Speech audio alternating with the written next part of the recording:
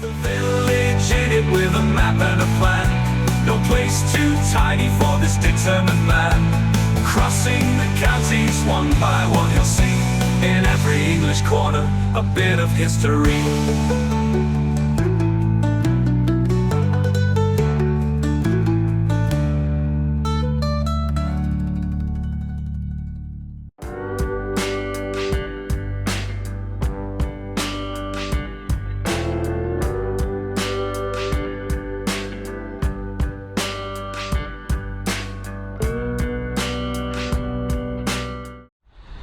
Hello Warwickshire, I'm back again for another run in your county, and it's been ages since we've been to Rugby.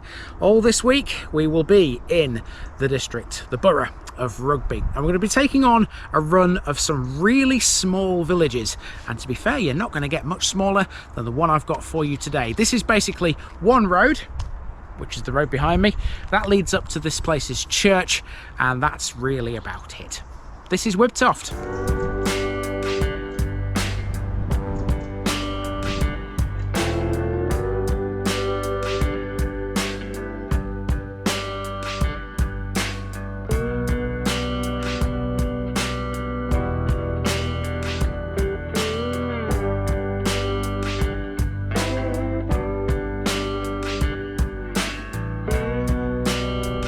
Wibtoft, Wibber's curtilage.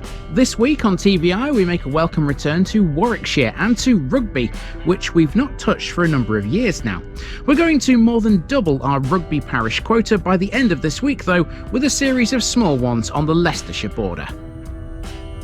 Today we're in Wibtoft, one of the smallest in Warwickshire. This village was originally in Leicestershire, and its small church of St Mary is still controlled from its mother building at Claybrook over the border, despite the fact the two are in different shires. According to the 2021 census, Wibtoft had a population of just 62 people, making this one of those blink and you'll miss it sort of places. To be fair, a lot of people do actually know this village, because it gets seen by thousands upon thousands of them every day, thanks to the A5. Wibtoft is right next to the route of that major road, which, as we know, was formerly Watling Street, defining the border between Warwickshire and Leicestershire. It's possible from the A5 to see the tiny church as you fly past the place towards or from High Cross. Due to its location in a sheltered valley just to the south of High Cross, and given some local finds of Roman coins and stonework, some historians have speculated that Wibtoft sits on the site of a Roman settlement. And no, I don't mean Venene. Let's find out a little more. Time to go walking.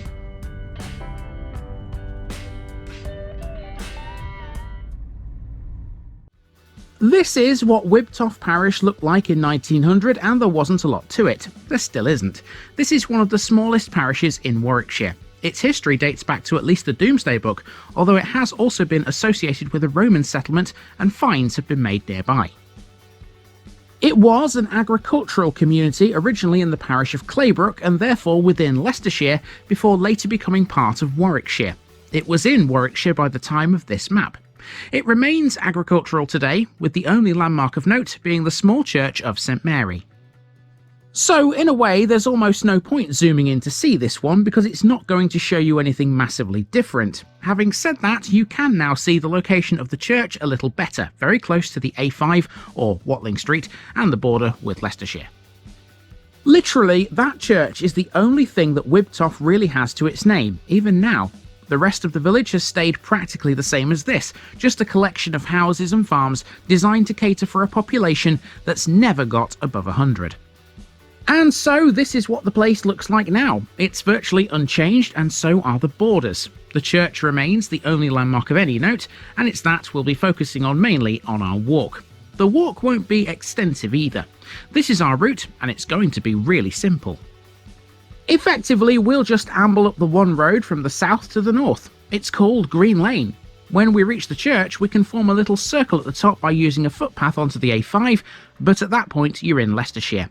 It's not a complicated one, this, by any stretch of the imagination. Wibtoft is a linear village which occupies just the one main road, Green Lane. Due to its small size, it has no shop, and nor does it have a pub. All it really possesses, other than houses and farms, is the tiny church of St Mary near the A5. The A5, by the way, or Watling Street if you prefer its archaic name, defines the border between Warwickshire and Leicestershire at this point. Wibtoft itself is almost on that border, about 8 miles north of Rugby. About half a mile to the north is High Cross, which partly falls within Wibtoft parish. As we know from the Claybrook-Parva episode, High Cross was the site of a Roman settlement called Venenay, but Wibtoft is thought to sit on another. Local finds of Roman coins and stonework have led experts on the Romans to suggest it may stand on the long-lost town of Claychester. As well as potentially being an ancient Roman settlement, there are some suggestions too that Wibtoft stands on the site of a medieval settlement. This is suggested by some ridge and furrow earthworks and field boundaries around the modern village.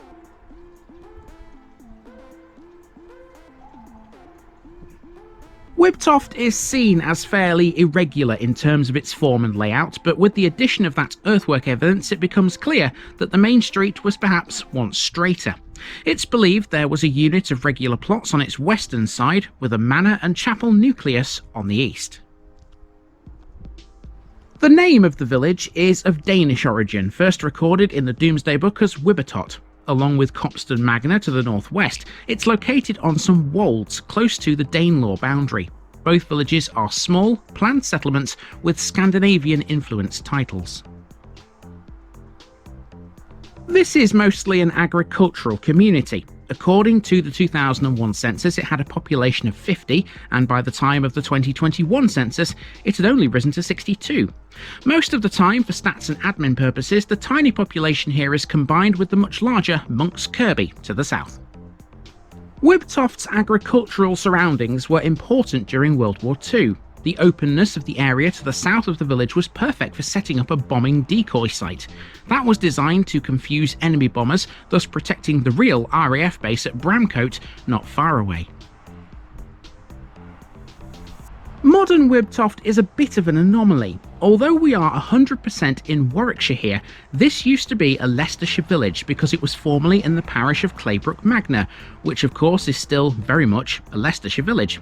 The church is still controlled from Claybrook even today. So here's the A5, marking the boundary, remember, between Leicestershire and Warwickshire. And as you walk up to the top of Wibtoft, you pass a house on the left-hand side that's called Two Shires. And it's the first thing you see as you turn off the A5 into Wibtoft village. Just a reminder that it is the border between the two counties. You may even recognise this area here if I turn the camera around from the Claybrook-Parva episode, because over there is Alma Park, Alma House, which we filmed right at the end of that episode. Right, let's go and find this church.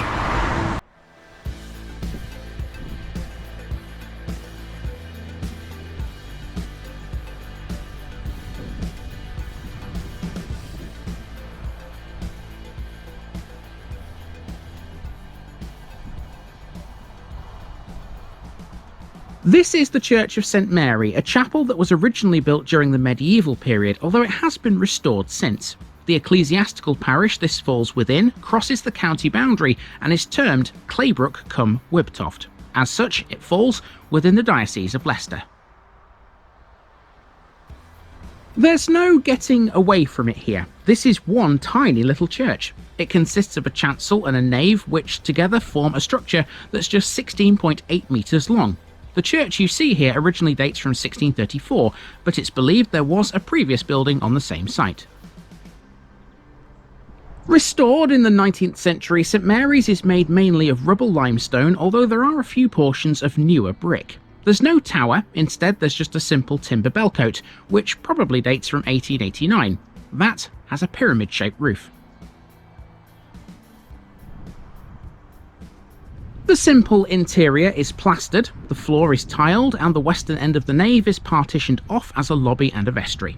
There are no memorials in here, and all the fittings are modern. It's normally kept padlocked, and without any key holder information available, getting inside is not always simple.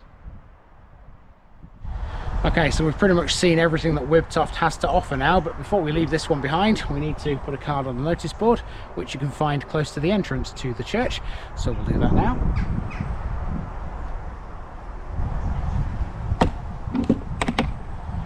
And that's it. That's Wibtoft for you.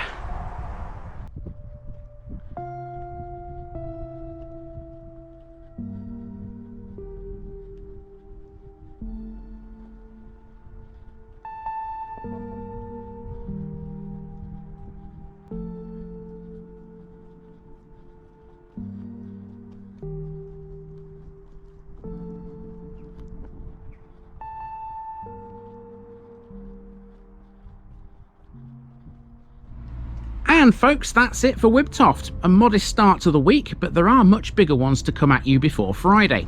Just down the road from Wibtoft there's another small village which we'll see tomorrow, and this one will determine who, among you viewers, understands juvenile humour.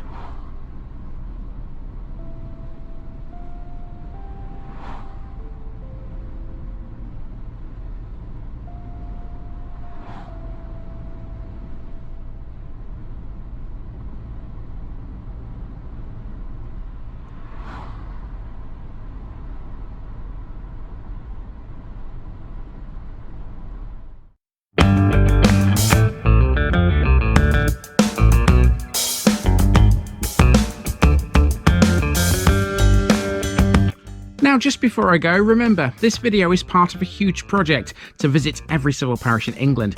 That's more than 10,000. These routes are pre-planned, and due to time constraints, I can't cover every detail or walk down every street. Please don't complain if this video missed something out. I pronounce names how I choose to.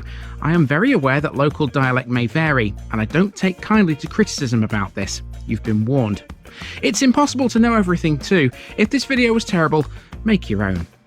If you're a regular watcher of The Village Idiot, you're not the only one. If you've got a small business, why not use my videos to advertise it? Leave a comment below if you're interested. And finally, thanks for watching this episode, everybody. Give us a like and a subscribe if you've enjoyed this episode, and share it with your friends and relatives. It all helps to keep this mission going. Until next time, I've been Andy, also known as The Village Idiot, and I'm out.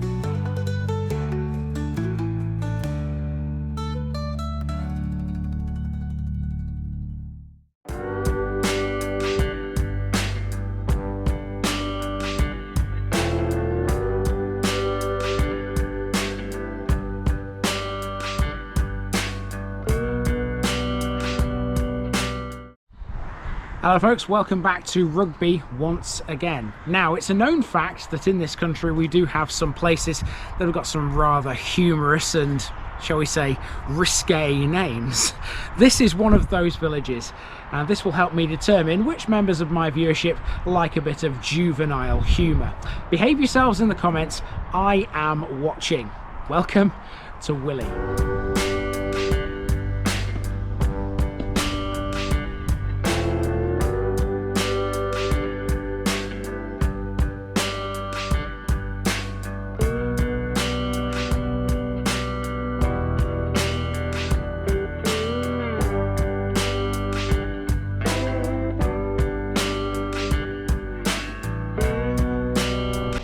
Willie, Willow Tree Wood.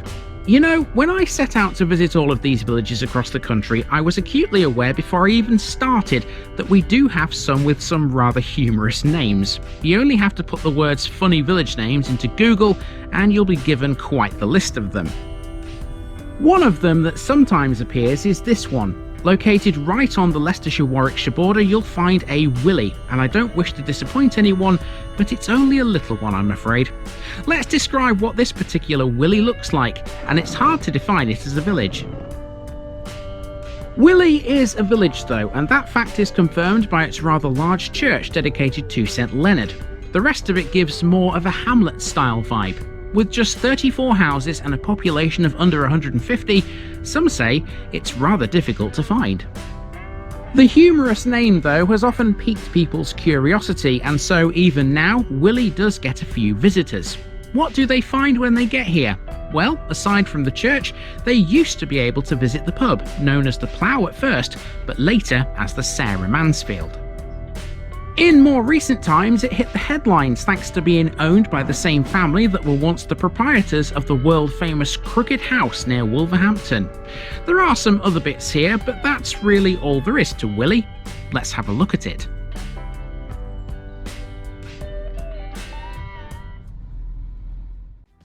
So, here's what Willey looked like in 1900, and as you can see, there's not a lot to it. It's always been a small village located in the extreme southeastern corner of its boundaries.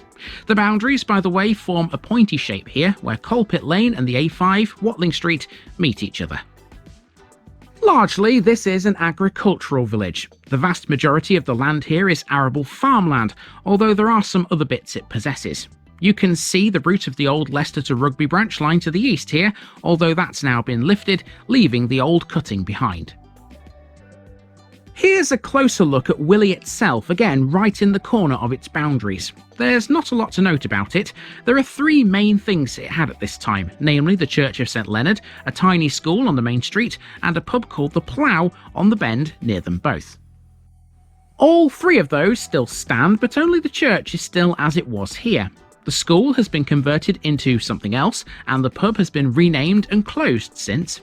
However, there is some hope that it will reopen in the near future. Let's see what all of this looks like now. And here we go. Not a massive amount of change is noticeable. The number of houses hasn't greatly increased, but there are a couple of infills here and there. Willey has certainly never seen a massive influx of new residents at any point in its history.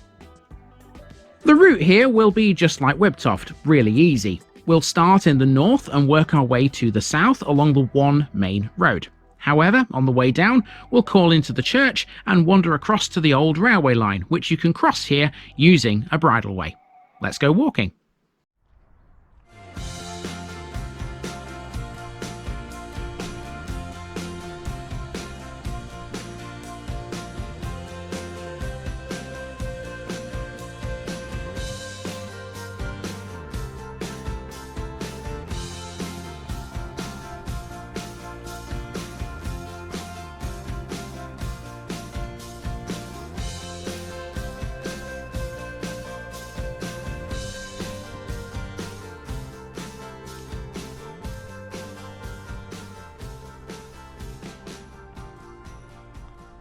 Let's get started with the pub.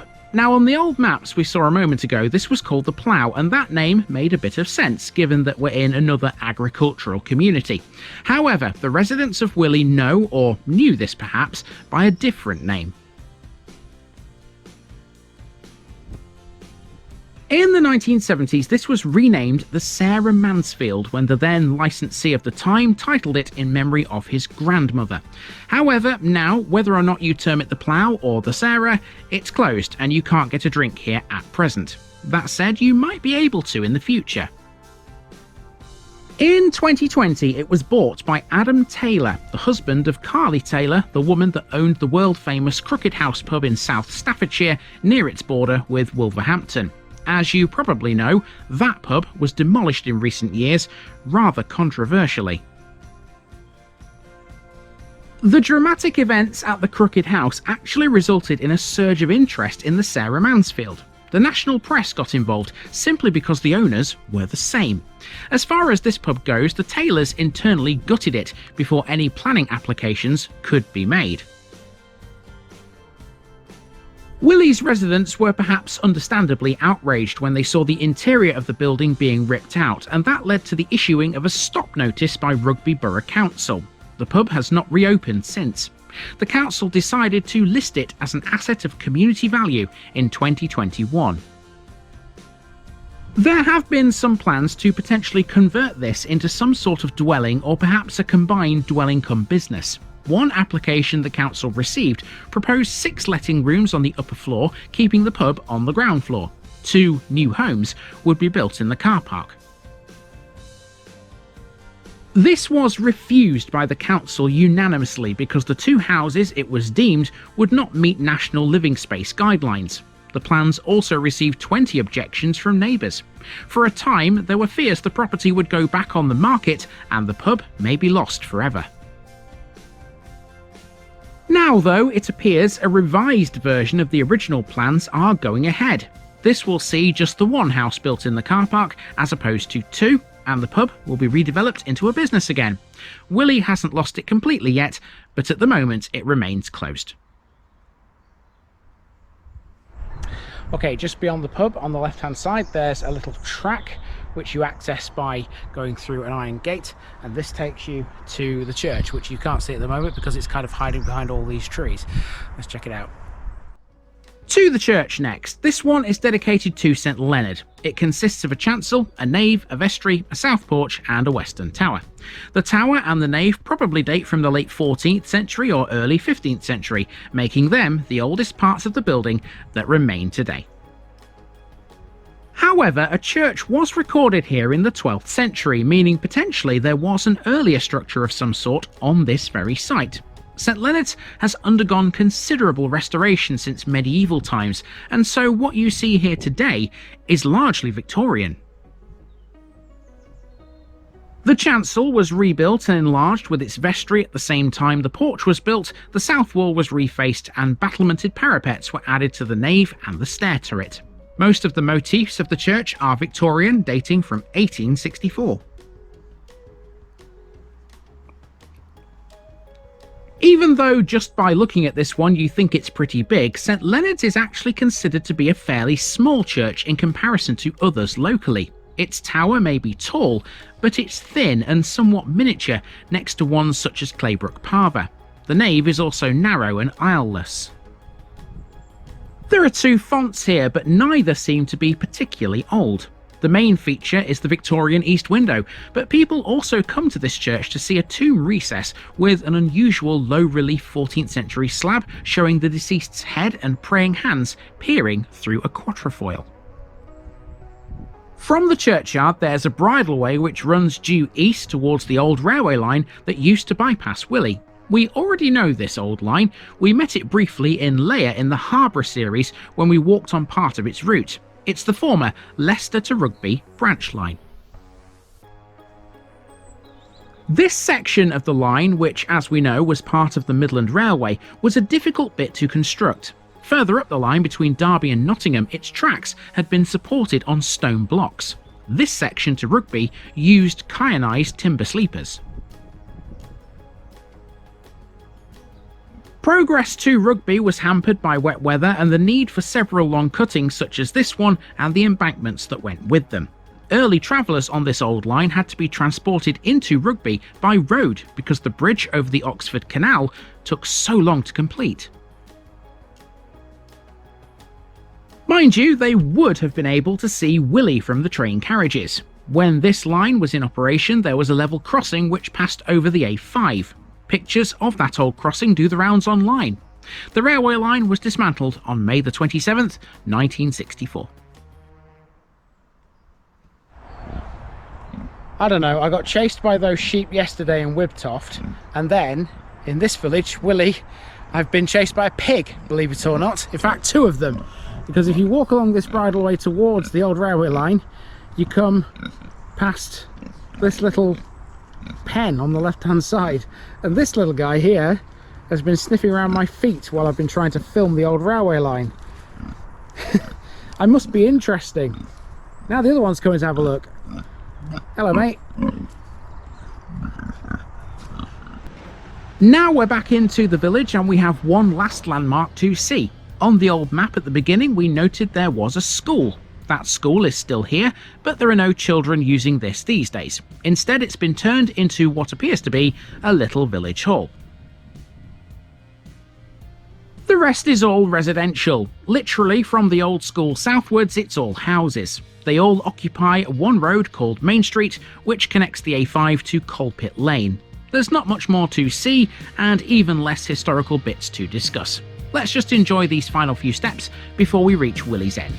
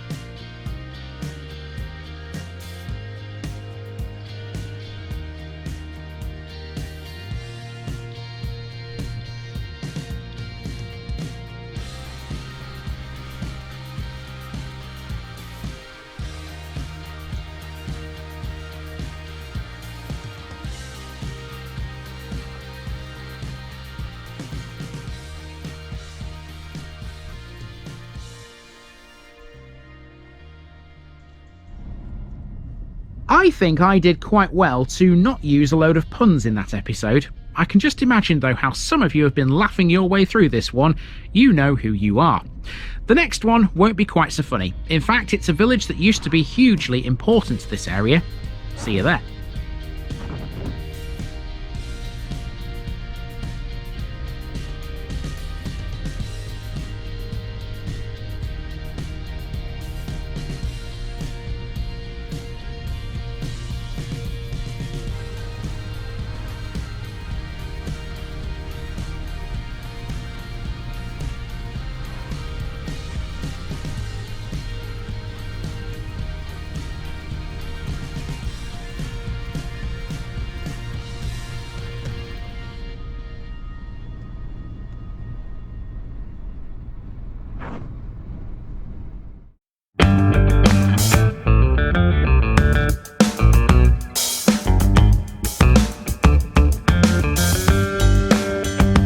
Now, just before I go, remember, this video is part of a huge project to visit every civil parish in England. That's more than 10,000. These routes are pre-planned, and due to time constraints, I can't cover every detail or walk down every street. Please don't complain if this video missed something out. I pronounce names how I choose to. I am very aware that local dialect may vary, and I don't take kindly to criticism about this. You've been warned. It's impossible to know everything too. If this video was terrible, make your own. If you're a regular watcher of The Village Idiot, you're not the only one. If you've got a small business, why not use my videos to advertise it? Leave a comment below if you're interested. And finally, thanks for watching this episode, everybody. Give us a like and a subscribe if you've enjoyed this episode, and share it with your friends and relatives. It all helps to keep this mission going. Until next time, I've been Andy, also known as The Village Idiot, and I'm out.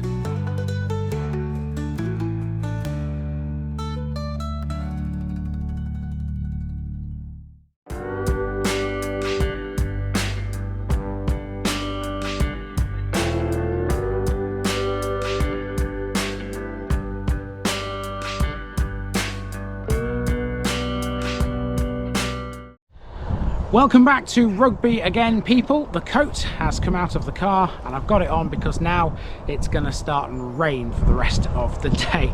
I need to be done these villages by 1 o'clock or else I might get drenched. So I'm going to try and hot foot it through this one and the other two that you will see this week. I can't go too fast through this one though, because this one has got a lot to talk about. This, believe it or not, is only a small village, but it used to command a huge area that ran to 10,000 acres. It took in so many other little villages and hamlets in that area. It's not as big these days though. It's still very important.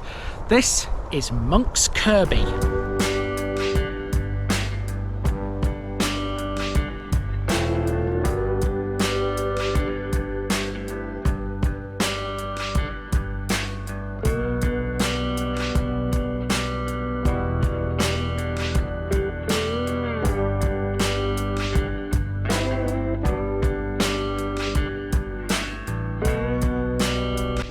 Monks Kirby, church farm belonging to the monks of St Nicholas of Anjou. Okay people, we've seen a couple of really small ones so far this week, but today you can forget the little.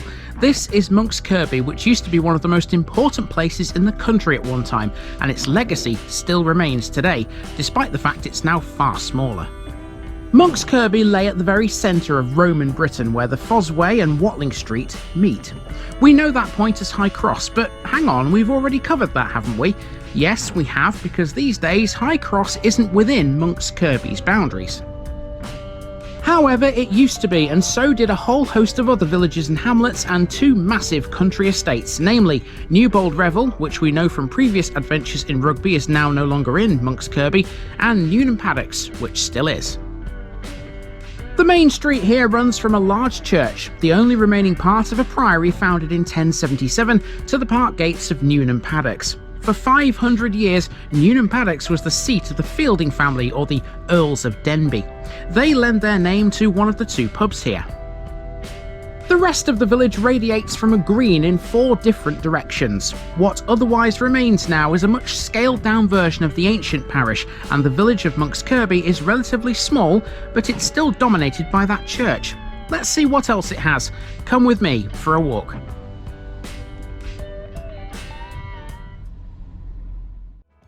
Right, so here's what Monks Kirby parish looked like in 1900, but both this and the modern boundaries are nowhere near as big as they used to be. The historic boundaries of Monks Kirby, which existed since medieval times to the 19th century, included several neighbouring villages. Places like Copston Magna, Paleton, Stretton-under-Foss, Brockhurst, Little Walton, Street Ashton and Easenhall were all within Monks Kirby. It even included High Cross, the point where the Fossway meets Watling Street. The parish even had an exclave at Ulsthorpe in Leicestershire. All of this meant Monks Kirby was the largest parish in Warwickshire and the second largest in the entire country. The historic size of Monks Kirby was around 10,000 acres, that's some 15 square miles. In 1866, Paleton, Easenhall, Stretton-under-Foss and Copston Magna all broke away. So what we have now is a much reduced version. Monks Kirby now has an area of 4,500 acres, which still places it in the top 11% of English parishes by area. It no longer includes the country estate of Newbold Revel, but Newnham Paddocks is still part of it. So too is the hamlet of Street Ashton, pretty much the only satellite settlement that's remained as a hanger-on. So the next question is, what did this place have at the turn of the 20th century, once all of those other villages had decided to fly solo? Let's zoom in and have a look. Monks Kirby looks practically the same as this today, albeit with a few minor alterations. A lot of these buildings are still standing, but a few have a different use. Note before we look at them, there are a few names marked on this map, describing different areas of the village.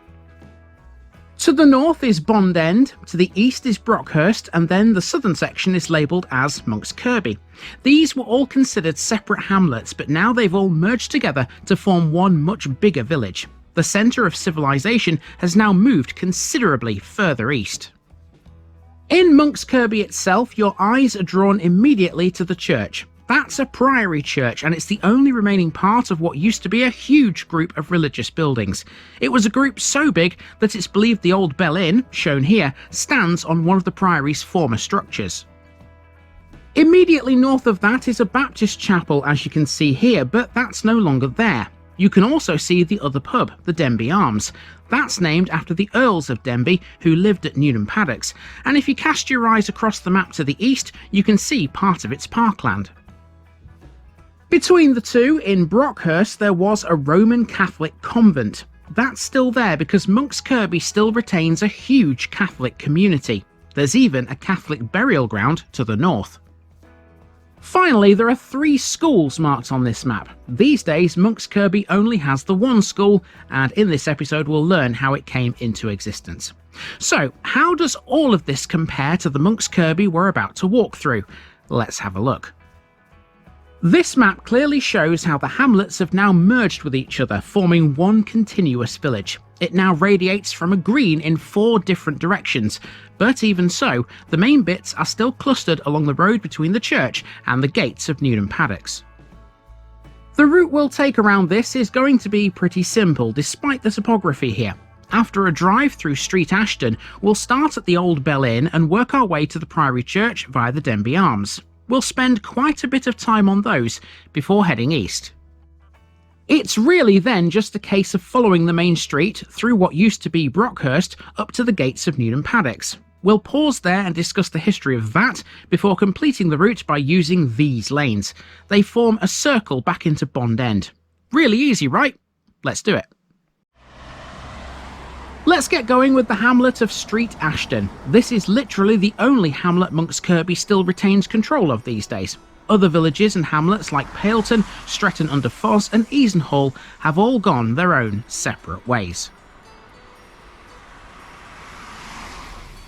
The prefix street is a direct reference to the fact that we're close to the Foss Way. We are less than a mile from that Roman road. The hamlet is made up of a few scattered dwellings and it's not really anything like a village. That said, some of them are worth a mention. The principal buildings in the hamlet are Street Ashton Farm, which was historically part of the estate of the Earls of Denby, and 2 large residences called Street Ashton House and Ashton Lodge. The latter of those is now a hotel.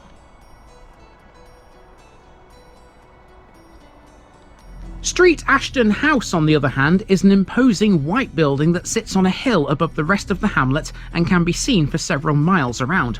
It was formerly a dower house for the Earls of Denbigh and the residence of Major Walter Basil Louis Bonne. That name might be familiar to you. When we covered the parish of Stretton-under-Foss, we spoke at length about Newbold Revel. Bonne, who was decorated in World War I, was the son of the man who owned the Newbold Revel estate. For more about him, the Stretton-under-Foss episode is your friend. It's linked in today's end screen. In the 1950s and 60s, the house was owned by Spencer Wilkes, chairman of the Rover Car Company and a co-founder of the Land Rover.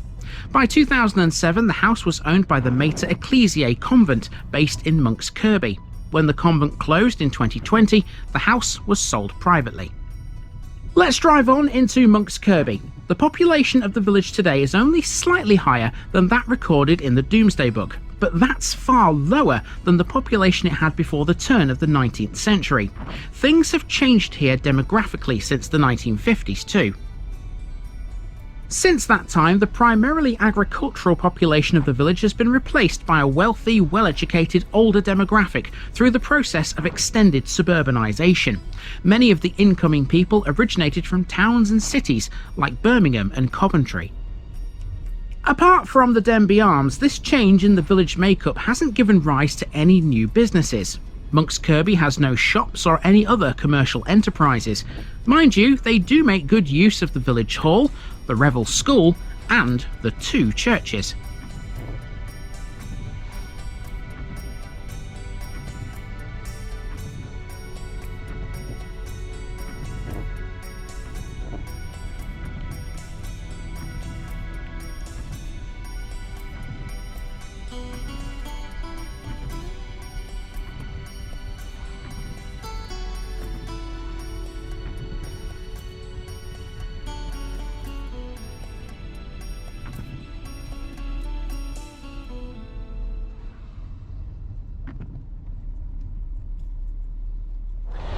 Right, so we've made it into Monks Kirby village. Now behind me here you can see we've got something water related. Severn Trent Water, is this? Yes, Severn Trent Water. Some kind of water pumping station or the like, a small building. Now this is at the end of Bell Lane, and Bell Lane is the first street we're going to tackle here in Monks Kirby. The first thing to talk about is that building right there.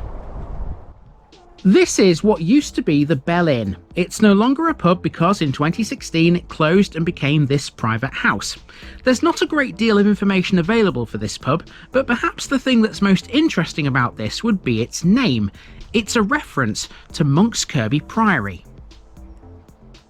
When the Priory was in full flow, before the days of King Henry VIII and his big ideas, there was a bell tower here. It stood at the Priory's outer gate, and travellers would ring the bell when they arrived, signalling they required a night's lodging. In later times, the Bell Inn was important for the local Baptist community. You'll recall on the old map a Baptist chapel was marked immediately north of the bell. There is no sign of that building today, and the area it occupied is now a lying wasteland. Its history is not at all recorded.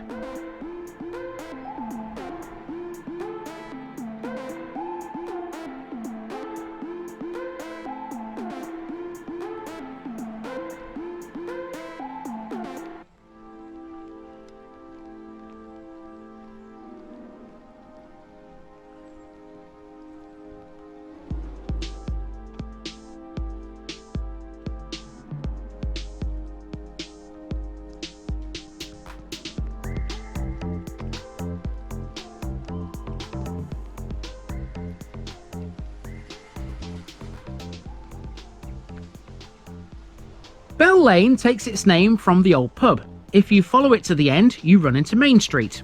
Where the roads meet each other is the site of an old post office. These days it's all modern housing. The 1900 map showed just one building on this corner. These days, there's a few more. Literally every piece of land we've walked on so far used to be part of the Priory. It was a massive establishment. In 1380, records tell us the Priory had 2 mills. One was a windmill and the other was worked by a horse. The windmill was probably on Miller's Lane, near what is now the vicarage. In addition, there were fish ponds, lots of them, and they were pretty bloody big. None of them exist as ponds now, but this piece of history still lives on thanks to the Fish Pond Community Park. This is built where the ponds would once have been. Nice little village green here in the centre of things. Triangular. We often see triangular greens, don't we? And they're quite common here in Warwickshire. Monks Kirby has one of these. Now, opposite this green, you can find a pub, and it's called the Denbigh Arms. There it is. I promise you that is how Denbigh is pronounced. It's a Welsh name. It's not Denbigh, it's Denbigh. Even the Denbigh Arms has a connection to the Priory. This is in front of the old fish ponds, and it was originally called the Cock Inn. Now, unlike other pubs with that name, there was nothing poultry related here. Instead, the name was probably a corruption of the Latin word coccina. That meant kitchen or guest house, which any decent monastery worth its salt would always have available for pilgrims and other travellers. And now, the bell tower makes sense. Travellers would ring the bell at the tower and then be escorted the short distance we've walked to this. Isn't it great when history comes to life like that? The Denbigh Arms, by way of its very name, also records another period of Monks Kirby's history. For 500 years, the Earls of Denbigh lived at Newton Paddocks, and the modern moniker for this inn reflects their presence. The Denbigh Arms is otherwise a well-known old rustic bar and restaurant. Being located next to the church, it's become a great little tourist attraction in its own right. I've no idea what the Priory building would have looked like, but the Denbigh Arms, as you see it here, opened in 1769. The building offers a function room on the first floor, which is perfect to hold events, parties, or a reunion. There are 2 open fires downstairs, as well as a games room. All of its food is homemade, with ingredients sourced from local butchers, bakers, and farmers.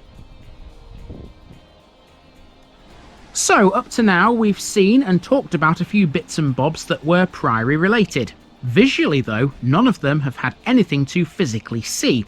We've just seen what's there today instead. The church though is a different story. This is the only part of the Priory that remains.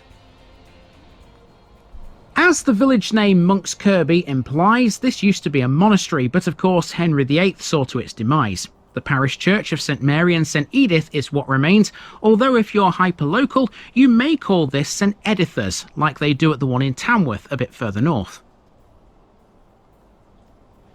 The church stands on the summit of a small mound. It consists of a chancel, a nave, north and south aisles, side chapels, a south porch with a parvis, a vestry and a tower built into its southwestern corner.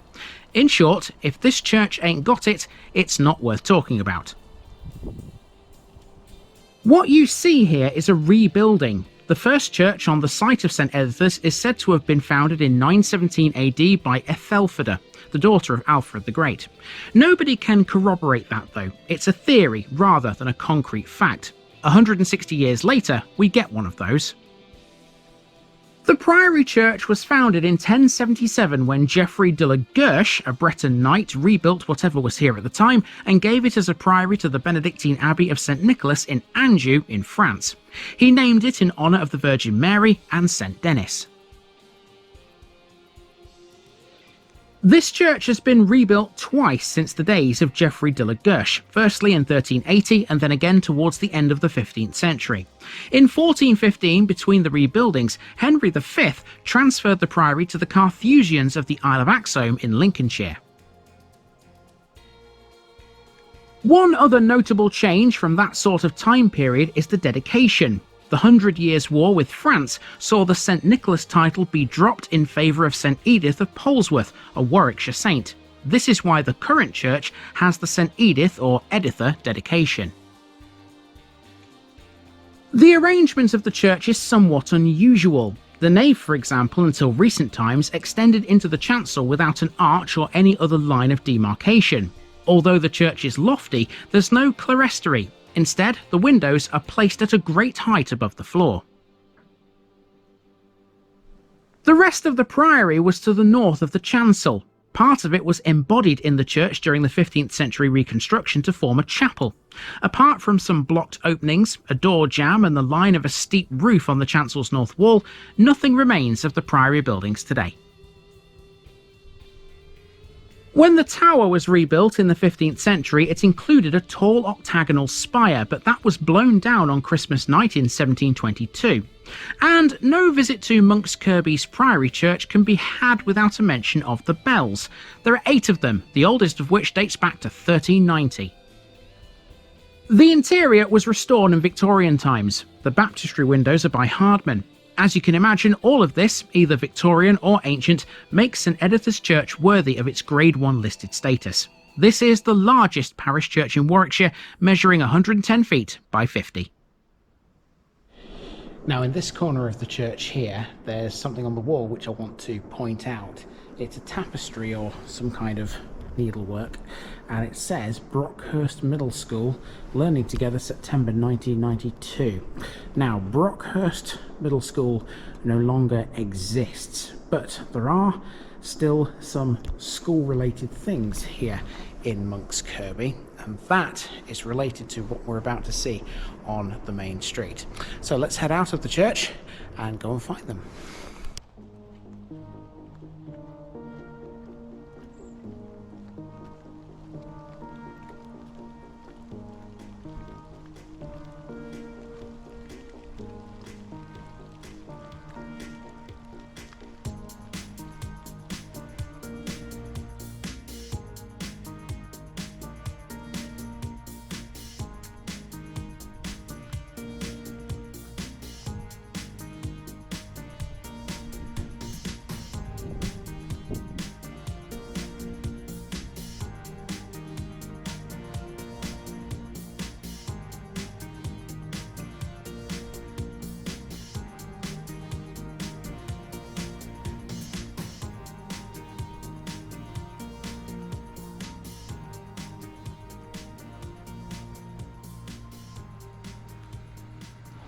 Next we come to the village hall. This used to be a school, and it's the oldest of the 3 schools that you will find on Main Street. There may well have been a school in the village when the priory monks were around, but as far as education goes for sure, we can only go back to 1625.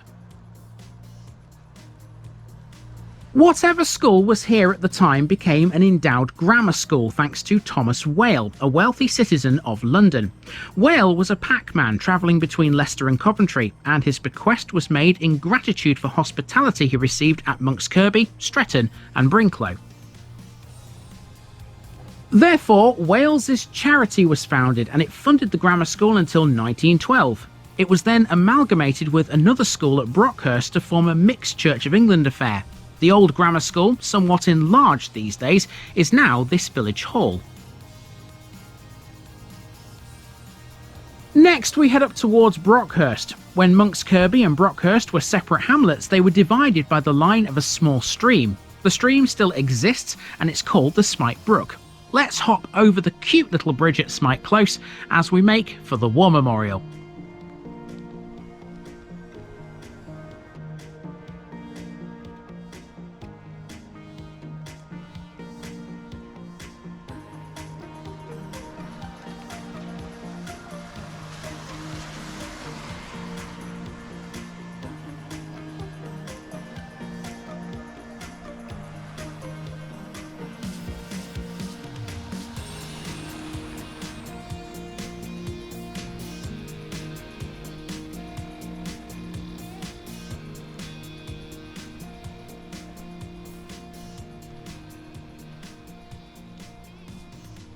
The War Memorial is not just for Monks Kirby, this is also for Stretton-under-Foz, the parish which contains the Newbold Revel estate.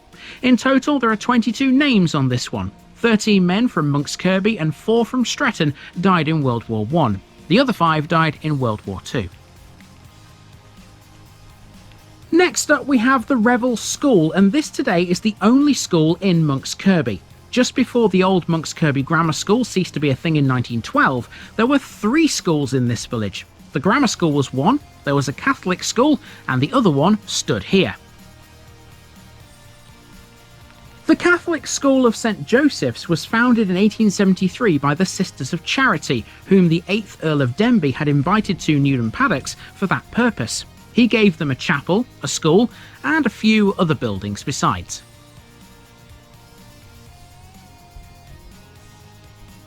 The school that stood here was Brockhurst C of E. It was a picturesque old building that was alternatively known as Lady Mary's School. That's because the 8th Earl's twin sister, Lady Mary Fielding, was the patron of Brockhurst C of E.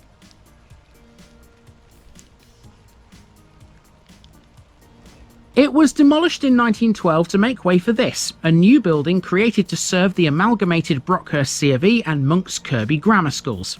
Nowadays, this also caters for the Catholics. Officially, the school's name is the Revel C of E Aided Primary School with Catholic provision. It's had that name since 1999, as the school has grown its developed satellite sites in 2 neighbouring villages, whilst also modernising these original school buildings. Today, years 1 to 6 are based in Monks Kirby, the reception class is at Brinklow, and there's a nursery at Harborough Magna. Now, if you continue on past the school, you're heading towards the gate of Newnham Paddocks, which will get its own big section in a moment. But before we reach that estate, we have to talk about the building you can see behind me here. Now, Monks Kirby has a very, very strong Catholic community, as we learned there at the school. And what you're seeing there is a Catholic church. So now we know a little bit about the Catholics, let's fill in the rest. This is St Joseph's Catholic Church right next door to the Revel School. It was built in the 1990s to a design by the architect John Holmes. It was consecrated by the Archbishop of Birmingham, Bernard Longley, in July 2012. St Joseph's continues to be a worshipping community today with a large congregation. Highlights during the year include an annual May procession, which ends with the crowning of a statue and benediction of the Blessed Sacrament. There's also a Corpus Christi procession in June. Monks Kirby has been a local centre for the Roman Catholic faith since the conversion of Rudolph, the 8th Earl of Denbigh, to Catholicism in 1850. It was thanks to him that St Joseph's Convent, a girls' school and orphanage, were established in the village in the 1870s.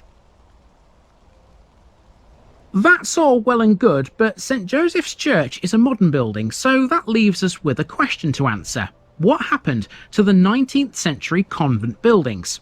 Well, you don't need to go far to find out. Literally next door is a house called the Old Convent. The first nuns to occupy this were the Sisters of Charity, who came from another convent on the Earl's other estate at Pantassath in Flintshire in North Wales. The Sisters of Charity were succeeded by the Sisters of Mercy in 1923, and they stayed here until 1977. In 1982, this building was then occupied by the First Congregation of Mary, Mother of the Church, or Mater Ecclesiae. In 1998, they moved to Street Ashton House, and when that was sold in 2020, it officially brought an end to a 150-year-long tradition of renewed monastic life in Monks Kirby.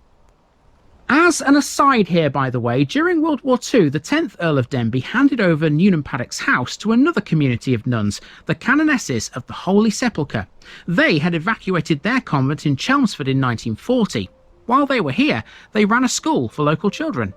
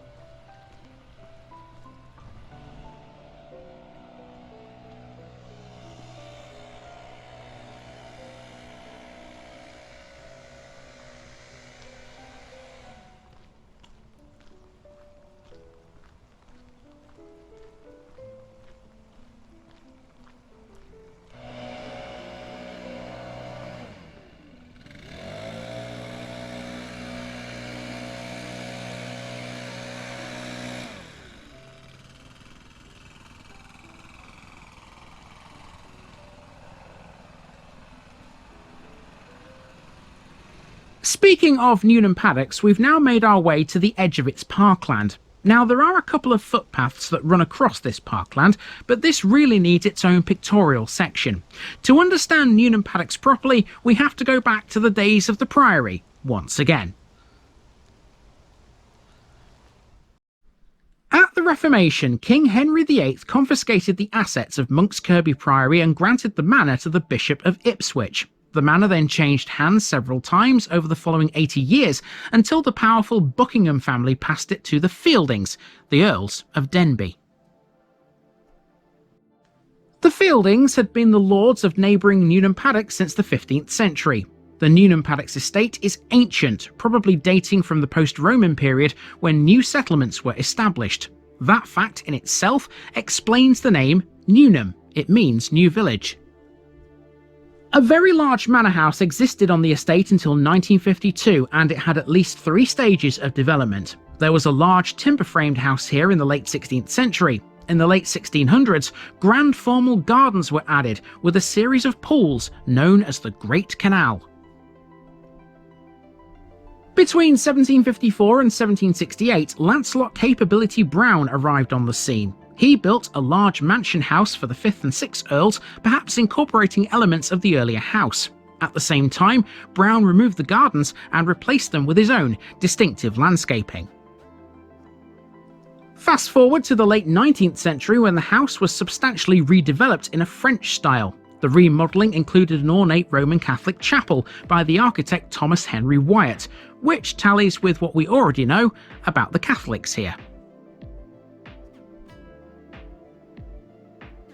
However, the house that stood here in those days is no more. It was demolished in 1952 after receiving water damage resulting from the thawing of frozen pipes. It couldn't have come at a worse time because the family was struggling with death duties when it happened. So there may be no historic Newnham Paddocks house these days, just Brown's remaining parkland and the old grand gates and stables. However, there is still a dwelling in the park. In 1982, a wooden framed house was erected, but by 2023 it had fallen into disrepair. It was replaced by a new 7-bay house designed to echo the classical style of the one that Capability Brown built. It might not be anything as grand as the now lost building, but at least Newnham Paddocks can still claim to be an active residence and not just a parkland. Ironically, the parkland is what attracts most people to Newnham Paddocks today. Every April, the grounds of the house are opened for a popular springtime event known as Daffodil Sunday. It sees thousands of daffodils come into flower across the grounds, and it's a thing of beauty. The Fieldings first came into possession of Newnham Paddocks in 1433 by marriage. Before that date, their chief associations were with Lutterworth, where they lived and were buried. Adjoining parts of Leicestershire and Northamptonshire are where their older properties were situated. As a family, they were pretty handy when it came to war. They produced several good soldiers. Generation after generation of Fieldings were knighted for their war services. Much interest is still attached to their extraordinary claim that they were descendants of the Habsburgs from Germany. Because that can't be proven, rather humorously, some historical commentators like to refer to the Fieldings as the Perhapsburgs. Whatever the truth of the matter, they were also really good at acquiring land, and in Monks Kirby, they certainly did that. They enlarged the estate by purchasing land from the Carthusians of the Isle of Axholme, who, as you'll recall, were in possession of all that had belonged to the former Benedictine Priory right up to the suppression by Henry VIII in 1538. The first Fieldings known to be buried in Monks Kirby are Sir William and his son Basil. Their handsome tombs, with recumbent effigies of themselves and their wives, are to be found in the north chapel of the chancel at St Editor's Church. Later Fieldings are buried in its vault. The Civil War brought family conflict. The first Earl of Denbigh was loyal to King Charles, but his eldest son Basil favoured Parliament, and so father and son fought on opposite sides at the Battle of Edgehill. The Earl died in 1643 of wounds received in a skirmish at Birmingham. His wife was Susan Denbigh, the Lady of Honour to Henrietta Maria, King Charles's queen. Basil, her rebellious son, became the second Earl. After the king's execution, he returned cautiously to a royalist allegiance. At the Restoration, he was reconciled to Charles II with no loss of title or property. Ambitious and widely travelled, he was personally acquainted with the nobility of Central Europe. The historian Horace Round suggests that it was he who first publicised the family's claim to be descended from the Habsburgs.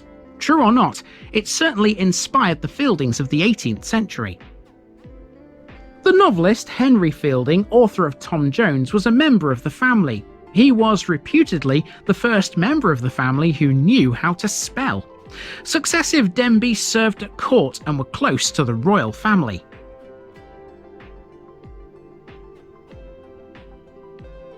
The 8th Lord Denbigh died in 1892 and was buried beside his first wife Louisa Pennant in the church they had built at Pant Asaph in North Wales. His son Rudolph, the 9th Earl, was a successful soldier and man of affairs, serving often as Lord-in-Waiting to Queen Victoria. His sister, Lady Winifred, married the singer Gervase Elwys, whilst his younger brother Basil drowned in an accident at Rheinfelden. 2 of his 3 sons were killed in World War I, during which time, by the way, Newnham Paddock served as a military hospital. Of course, it's no longer here now. Now, all we have left to do is complete the circuit of Monks Kirby by using the lanes to the north of the main street and the gates of Newnham Paddocks. By doing so, you pass this Roman Catholic burial site, which was originally a private graveyard for the Fielding family. It's now instead used for burials from St Joseph's. In the middle of the cemetery here is a mortuary chapel, known alternatively as the Chapel of the Sacred Heart. It was designed by the architect Thomas Henry Wyatt as part of the remodelling of Newnham Paddock's house in 1888, undertaken for the 8th Earl. Dead opposite the burial ground there's a field, but even this has a past. On the old maps we saw at the beginning of this episode, this field was marked as a sandpit. Sand was quarried in various areas around Monks Kirby, but this seems to have been the main one. Part way around these lanes you cross over the Smite Brook again. There used to be a ford at this northern end of the village where it crossed the road, but these days there's a bridge. In fact, there's 2. There's a road bridge and this little footbridge, which I opted to go for instead.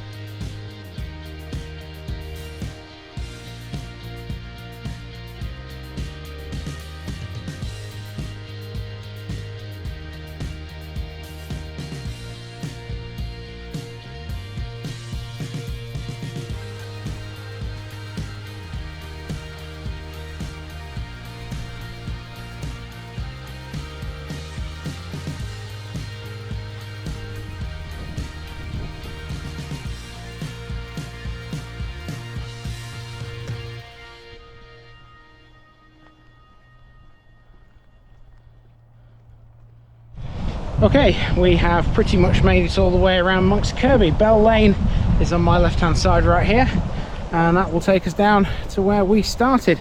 Beautiful village is Monks Kirby, and a lot of history attached to it. Now, as we learned in this episode, there were plenty of other villages and hamlets which formed part of the ancient Monks Kirby parish. Now tomorrow we're going to be heading towards a village that used to be within Monks Kirby, but these days it's its own thing. I'm not going to lie to you, I knew that one was going to be a hard one to put together simply because of the sheer amount of information and history that's crammed into one little village. Appearances can be deceptive. Monks Kirby was a hugely important parish. It's back to the smaller ones tomorrow as we take on a village that used to be within the boundaries of the 10,000 acres that Monks Kirby once covered. Join me there for another church and a quarry named after High Cross.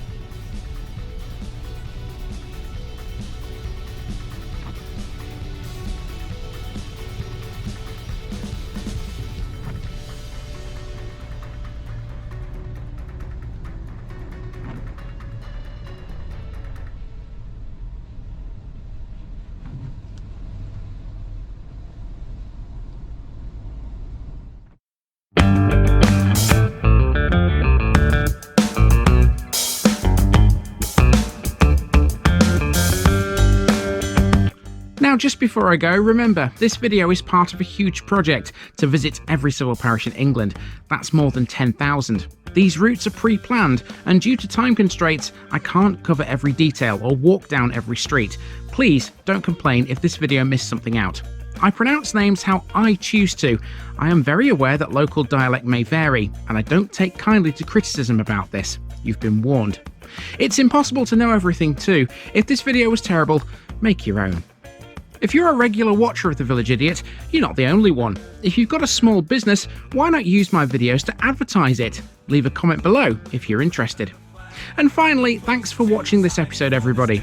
Give us a like and a subscribe if you've enjoyed this episode, and share it with your friends and relatives. It all helps to keep this mission going. Until next time, I've been Andy, also known as The Village Idiot, and I'm out.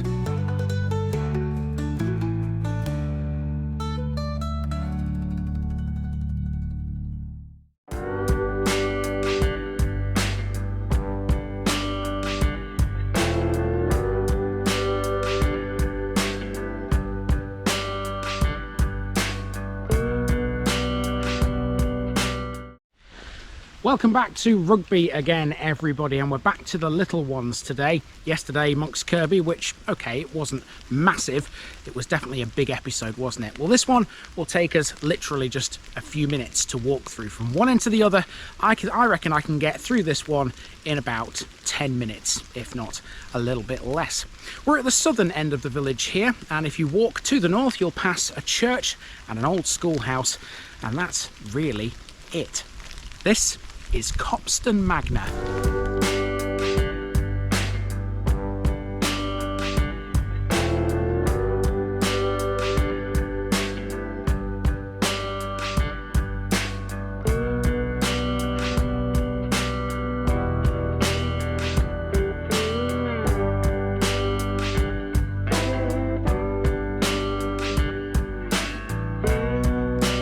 Copston Magna, Copsey's farm, large. Today on TVI we come to another tiny village in the Rugby countryside, and yet again it's another one that you would likely not know of unless you were actively seeking it out. This is Copston Magna, located around 9 miles northwest of Rugby and 6 miles southeast of Nuneaton.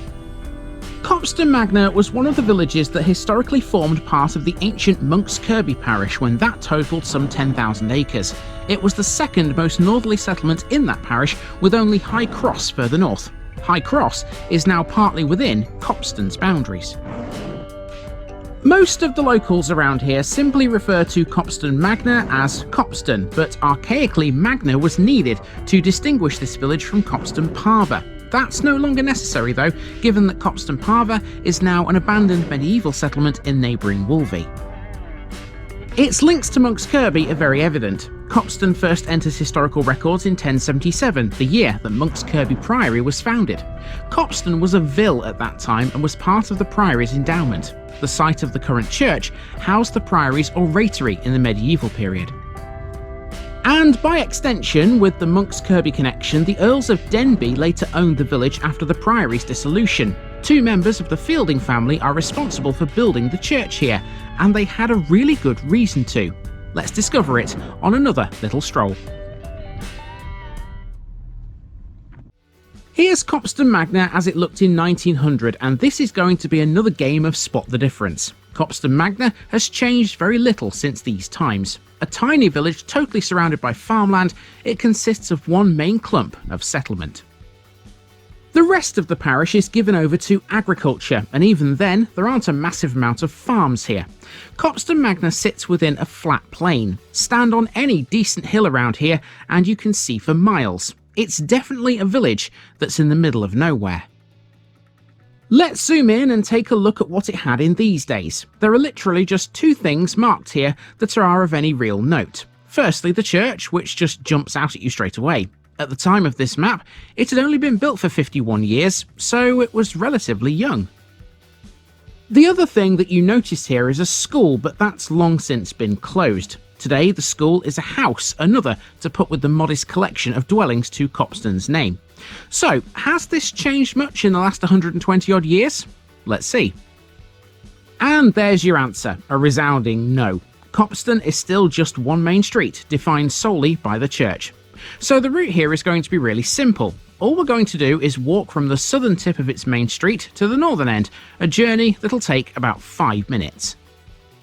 We'll quickly look at the old school, but the main focus here is that church. When we've completed this extensive and arduous travelling, we'll go east along the road to the A5. By doing that, we'll catch High Cross Quarry, the other landmark Copston Magna has to its name.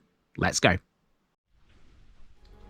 Copston Magna might be a tiny dot on the map, but it has a history that's worth a mention. This village, which had only 38 inhabitants at the 2001 census, is nestled in the quiet English countryside, not far from Rugby. It used to be part of the massive parish of Monks Kirby before that was downsized. Copston Magna is often referred to simply as Copston. There is no Copston Parva these days, but there used to be. The remains of that now deserted medieval village lie in the neighbouring parish of Wolvey, and so at one time Magna and Parva suffixes were needed to tell them apart. The village is located near the ancient site of High Cross, the significant historical point where the Roman roads of Watling Street and the Fosse Way meet each other. Part of the High Cross hamlet sits within Copston's boundaries. The rest is split between Wibtoft, Sharmford and Claybrook Parva. Historically a chapelry of Warwickshire, Copston was first mentioned in early records like the Domesday Book. It was named after a Saxon owner called Copsey or Copst. It has a significant agricultural past, visible today thanks to medieval ridge and furrow in the fields around it. Despite its small size, the village offers a glimpse of the past and tranquility that's rarely found in the whirlwind of modern life. You feel like you're miles from anywhere here, but inside 5 minutes you can be on the busy A5. That's how deeply isolated a community this really is. That's practically all there is to see in the village itself. There's a church though, as we know. So we're going to head up into the churchyard. Here's the path. So the church is hiding behind that tree. Let's go see it. There can be absolutely no doubt that the most notable building in Copston Magna today is the Anglican Church of St John. Built in 1849, it's often incorrectly suggested this replaced a medieval chapel, but that's not the case. There was another building here back then, but it wasn't a chapel. Instead, it was something called an oratory, and it belonged to the priory at Monks Kirby. It was first referred to in records dating from 1373, and apparently it was still functioning by 1730. By 1769, though, it was described as a destroyed church, even though that's inaccurate. An oratory is a place set aside by permission of an ordinary for divine worship on the spot. This was usually for the convenience of specific communities or groups. The word oratory comes from the Latin verb orare, to pray. So in effect, yes, they were like chapels, but officially they weren't. The oldest oratory in the world that's still standing is the Archiepiscopal Chapel in Ravenna, Italy, dating from 500 AD. The The term is often used for very small structures surviving from the first millennium, especially in areas where the monasticism of Celtic Christianity was dominant. Given oratories were not churches, it's completely fair to say this is the first official religious building ever to stand here. The remains of the oratory have now completely gone. When this church was built on its site in 1849, none of the fabric from it was reused. So why was this church built here? Well, to answer that, we have to consider who built it. St John's was constructed by the sisters of Rudolph Fielding, the 8th Earl of Denbigh. As you'll recall from yesterday's video, he was a Catholic convert and helped establish Catholicism in this area. His sisters completely opposed his Catholic conversion and built this church almost in protest. The story goes that after his conversion they couldn't bear to worship in the same building as him, and so they built their own instead. This simple Victorian building is the result. A two-cell structure with a bellcote, the interior of this one is plain. The stained glass in the east window is the work of Lavers and Barrett and represents Christ's nativity, crucifixion and entombment. The chancel roof appears to be borne on two large angel corbels.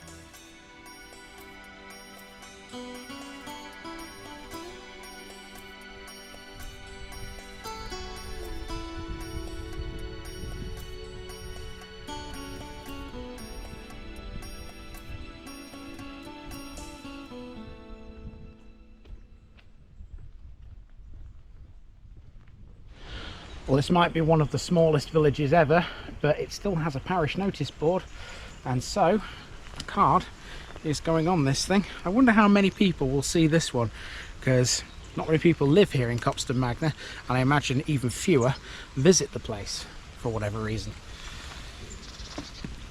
There we go. That is Copston Magna in the books. So with the church visited, there's not really much more to Copston Magna as a village. It's another Wibtoft or Willey this, basically because it's just a group of houses that line one road, with the church providing the only real focal point. To the east though, there is something else of interest.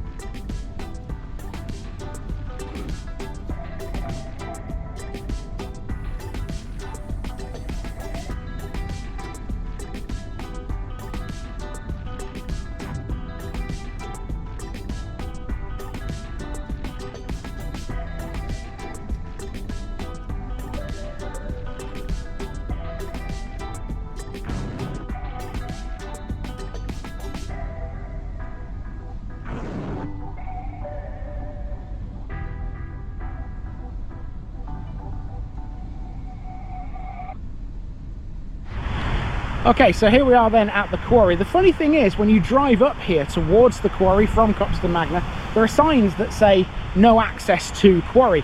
I imagine that's for HGVs, because in a car I can't see any problem with driving into the quarry just there off this road, but that's just my take on it. Whether or not that's right, I don't know. So let's talk a bit about this quarry and why it's so important to the area. This is High Cross Quarry, which since the early 1990s has been churning out sand and gravel at an incredible rate of knots, and it's not showing any signs of stopping.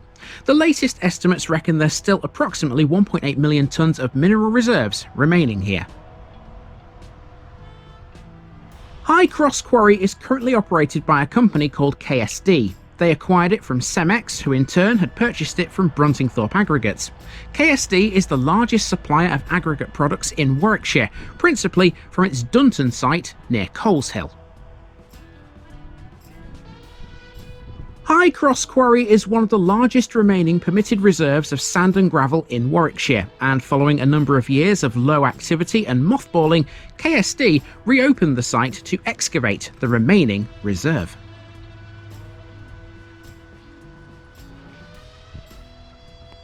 Quarrying initially began here in 1991 and had an original end date of June 2016. However, only 1/3 of the reserves here had been exploited by then. A few years ago, an application was put forward to extend the end date to 2044, allowing the workings to reach the remaining minerals. The short-term plans in place for High Cross Quarry are based on an output of 60,000 tonnes of sand and gravel every year until 2044. Assuming that's met, the long-term plan is to then landscape the remains of the workings by 2046.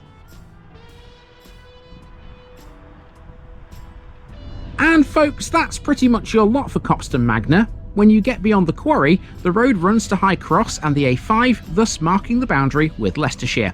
Right, we have one left in Rugby this week, and it's arguably the weirdest parish in Warwickshire.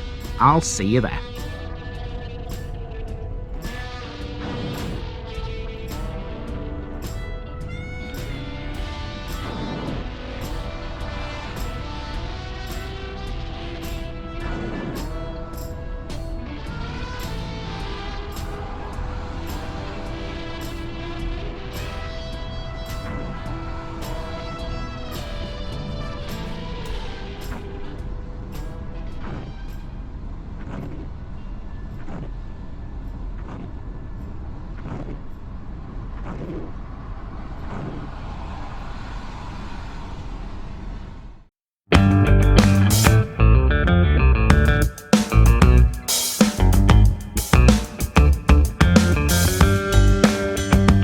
Now, just before I go, remember, this video is part of a huge project to visit every civil parish in England. That's more than 10,000. These routes are pre-planned, and due to time constraints, I can't cover every detail or walk down every street. Please don't complain if this video missed something out. I pronounce names how I choose to. I am very aware that local dialect may vary, and I don't take kindly to criticism about this. You've been warned. It's impossible to know everything too. If this video was terrible, make your own. If you're a regular watcher of The Village Idiot, you're not the only one. If you've got a small business, why not use my videos to advertise it? Leave a comment below if you're interested. And finally, thanks for watching this episode, everybody. Give us a like and a subscribe if you've enjoyed this episode, and share it with your friends and relatives. It all helps to keep this mission going. Until next time, I've been Andy, also known as The Village Idiot, and I'm out.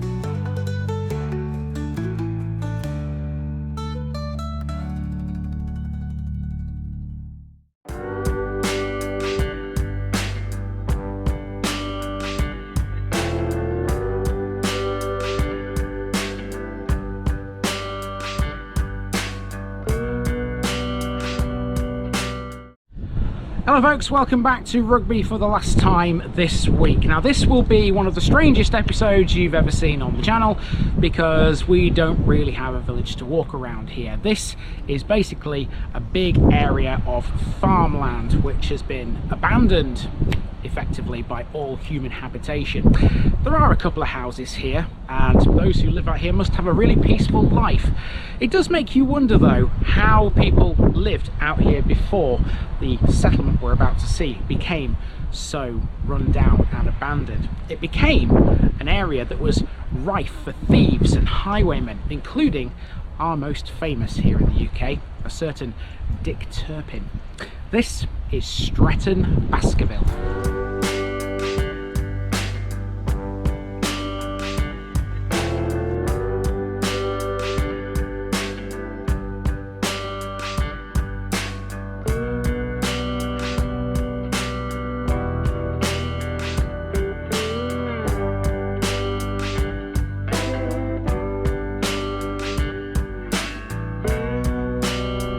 Stretton Baskerville, Roman road town belonging to Ralph de Baskerville. Ending the week in Rugby, we come to what is perhaps the most unusual parish in Warwickshire. Welcome to the thriving metropolis that is Stretton Baskerville, where animals like sheep and cows outnumber people extensively. I'm not even joking, there's barely any population here. Stretton Baskerville is the most northerly parish in the old Knightlow Hundred of Warwickshire. It's a small, fairly level, open tract of land, punctuated only by streams like the Harrow and Sketchley Brooks, and by the route of the Ashby Canal on its eastern side. The A5 forms the northern boundary. To look at it on the map, you would likely conclude there's nothing here, and so there's not a lot to talk about as a result. How wrong you would be. Stretton Baskerville's story goes back to the Domesday Book and lasts right up until the present day. In 1495, Stretton was completely abandoned, and there are two ideas as to why. One states that it was burned to the ground by Henry Tudor, an act of revenge for the owner not supplying men for a battle. But that's complete and utter nonsense, so say the historians around here. The actual reason is to do with land enclosure. Whatever the truth though, Stretton Baskerville became the perfect place for criminals and thieves to hide, and that's how it came to be linked with the most notorious highwayman the UK has ever had to its name, Dick Turpin. Let's go.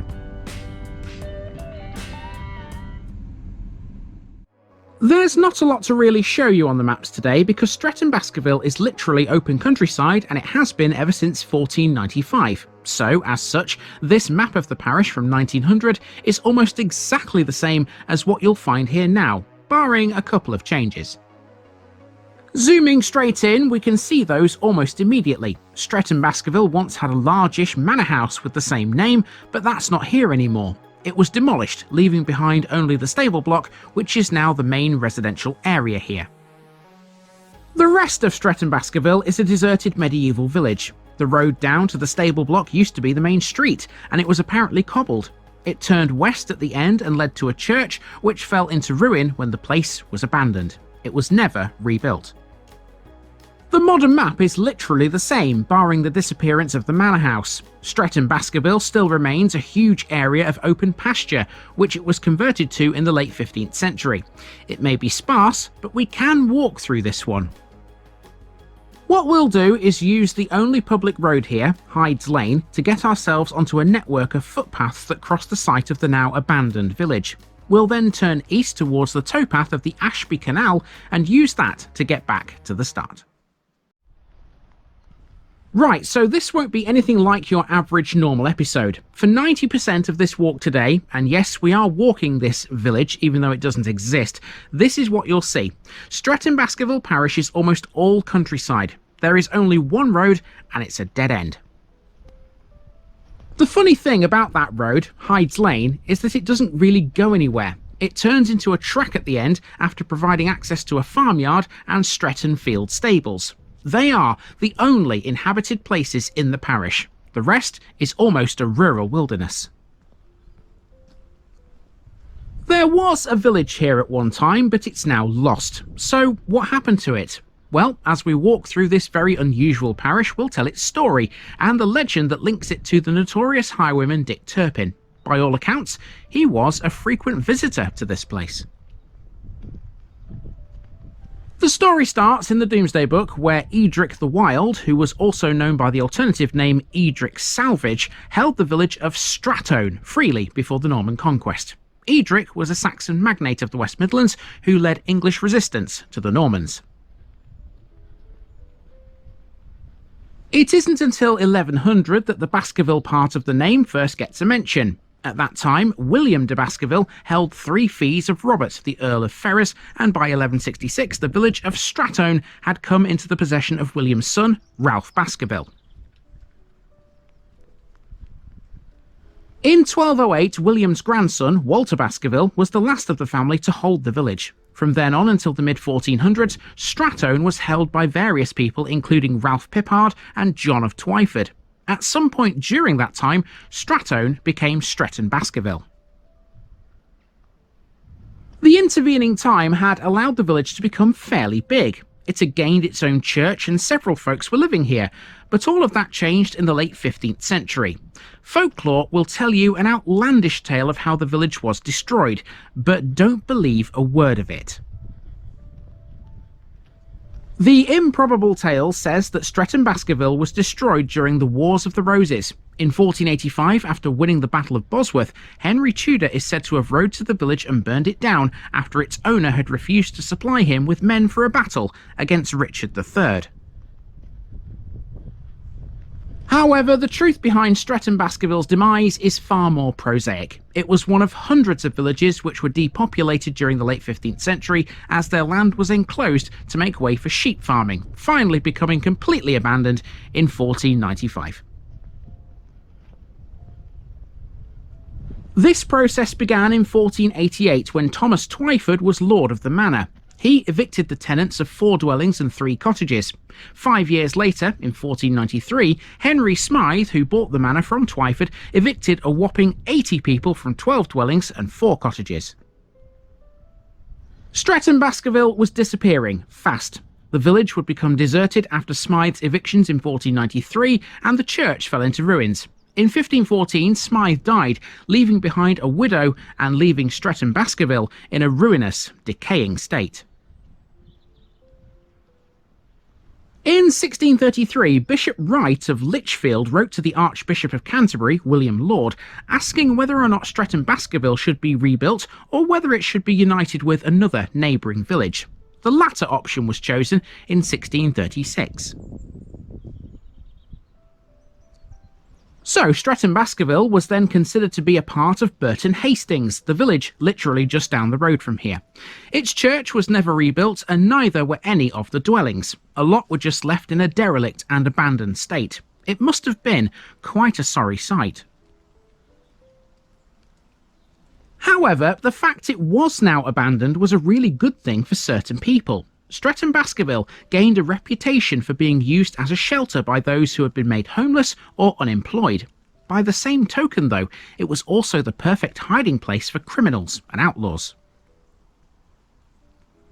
And that's where the infamous 18th century highwayman Dick Turpin comes in. Even though he's more commonly associated with the Great North Road, York and London than with northern Warwickshire, Turpin is said to have been a frequent visitor to Stretton Baskerville.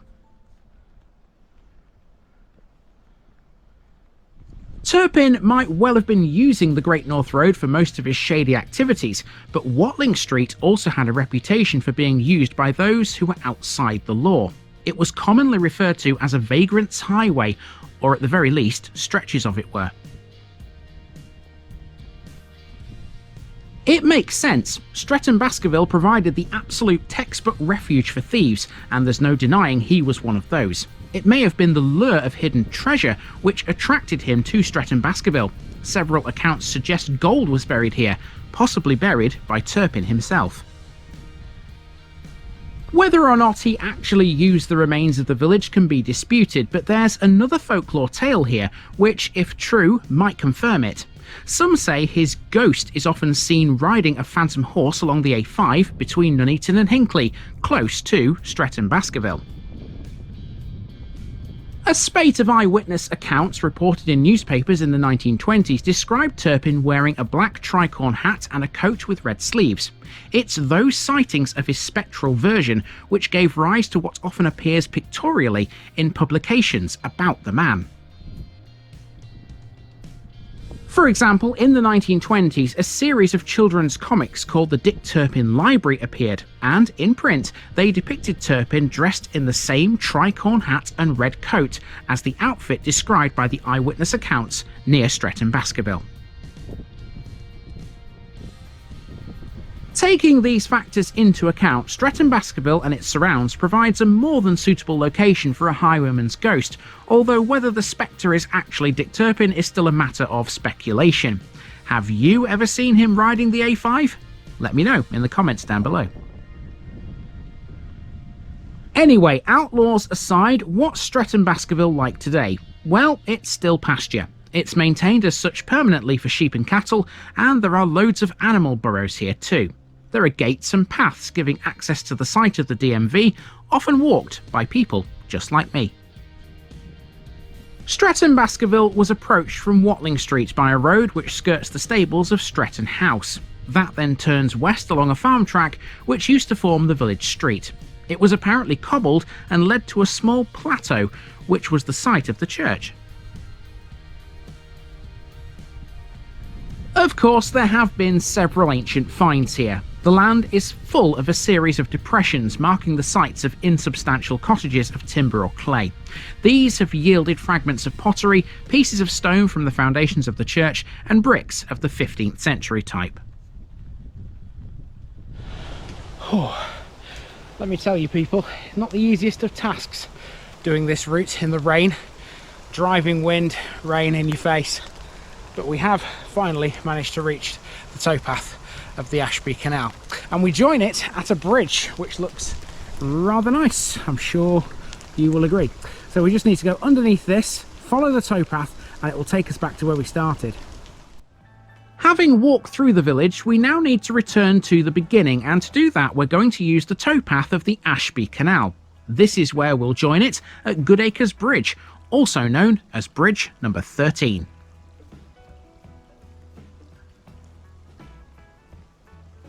Just briefly, we'll remind ourselves of what the Ashby Canal was built for. We last saw this in Snareston, I think. It was originally built to provide transport for the lime works and coal mines around Ashby de la Zouch, but it only became profitable when a colliery at Moira opened in 1804. The canal was later purchased by the Midland Railway in 1845, but coal traffic continued to thrive until the end of the 19th century. After that, the northern end of the canal began to suffer serious damage from mining subsidence, and 8 miles of waterway eventually had to be abandoned. However, this stretch of the canal is still in water, offering an important leisure route for narrowboats. I wonder how many boat people have stopped at Stretton Baskerville for a while and gone to explore the ruins. Could they maybe have seen Turpin's ghost too?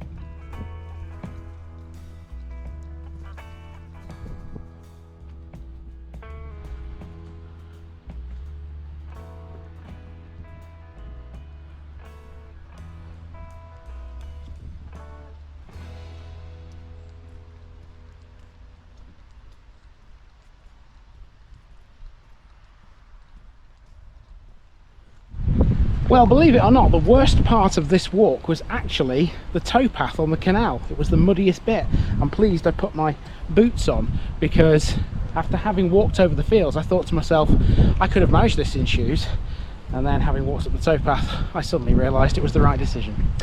Right, time to leave this part of Warwickshire behind, and I'll be back to Rugby again at some point in the future.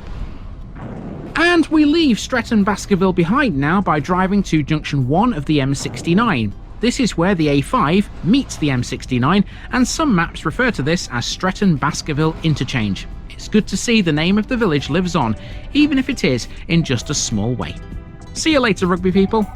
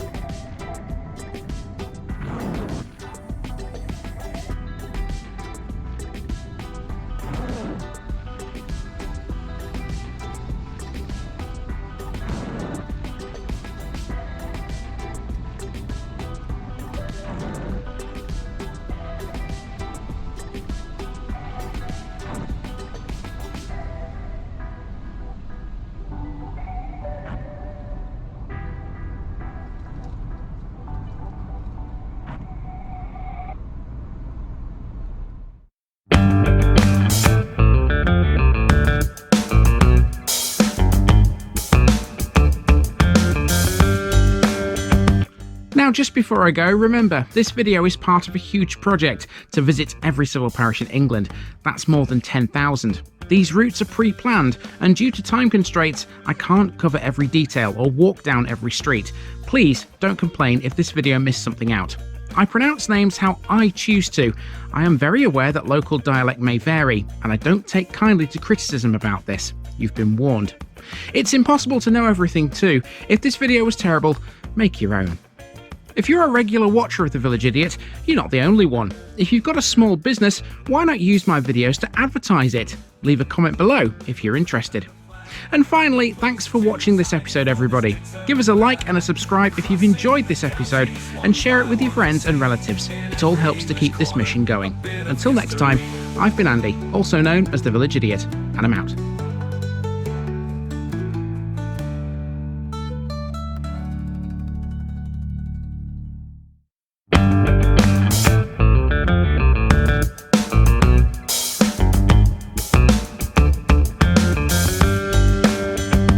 Now, just before I go, remember, this video is part of a huge project to visit every civil parish in England.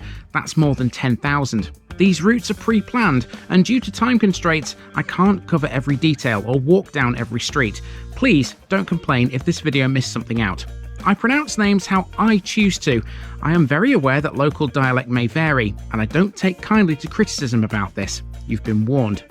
It's impossible to know everything too. If this video was terrible, make your own. If you're a regular watcher of The Village Idiot, you're not the only one. If you've got a small business, why not use my videos to advertise it? Leave a comment below if you're interested. And finally, thanks for watching this episode, everybody. Give us a like and a subscribe if you've enjoyed this episode, and share it with your friends and relatives. It all helps to keep this mission going. Until next time, I've been Andy, also known as The Village Idiot, and I'm out.